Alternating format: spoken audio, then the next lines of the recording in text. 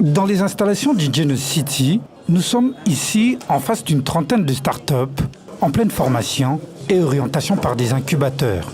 Aujourd'hui est un jour particulier, d'autant plus que cette plateforme d'incubateurs reçoit la visite d'Herman De Croo, ancien ministre belge, professeur et auteur de plusieurs publications.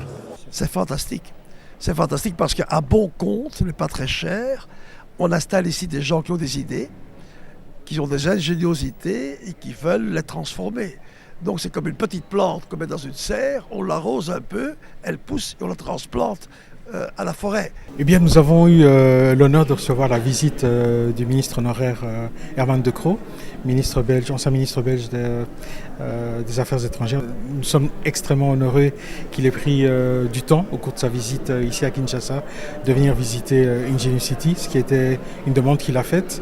Des startups reparties en 5 incubateurs qui les forment selon leur spécialité sous la supervision d'Ingenious City. À force de résilience et à force de persévérance, on va émerger et vont émerger des projets vraiment structurés, des projets vraiment intéressants et qui vont impacter nos communautés. Et c'est quelque chose qu'on ne pourra pas freiner, pas indéfiniment en tout cas. Sur cette table par exemple, nous avons 2 startups coachées par Kobo Hub, une plateforme d'incubateurs qui développe un écosystème innovant au service de l'entrepreneuriat de la RDC. Aujourd'hui, Zapatou arrive à produire ce genre de chaussures. Ils vont les commercialiser en RDC. On crée pour eux un réseau de distribution, un service commercial. Ils ont aujourd'hui une structure formelle. Ils vont payer des impôts.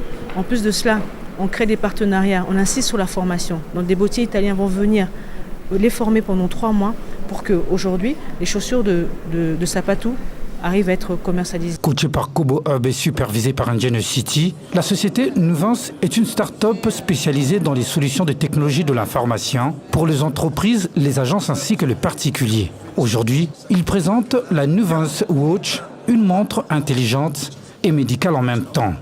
La Nuvance Watch est une montre intelligente avec plusieurs particularités. Parce que d'abord c'est une montre qui utilise un stylo.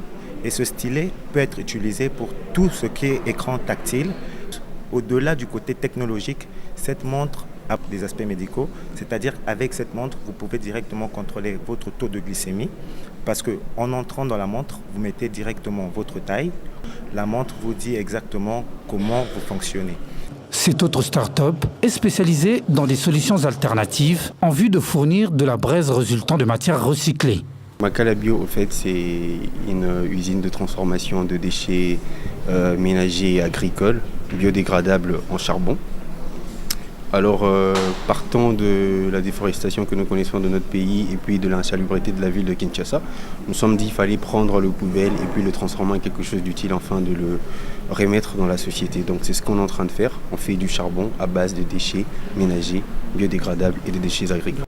L'autre, par contre, conçoit des dallettes qui résultent de matières plastiques recyclées également, qui donnent l'impression à première vue d'être composées en béton armé. Le produit que vous voyez devant vous, c'est un pavé réalisé à base de déchets plastiques mélangés avec le sable. Donc, c'est un produit 100% déchets plastiques mélangés avec le sable. C'est ce que nous avons obtenu ça.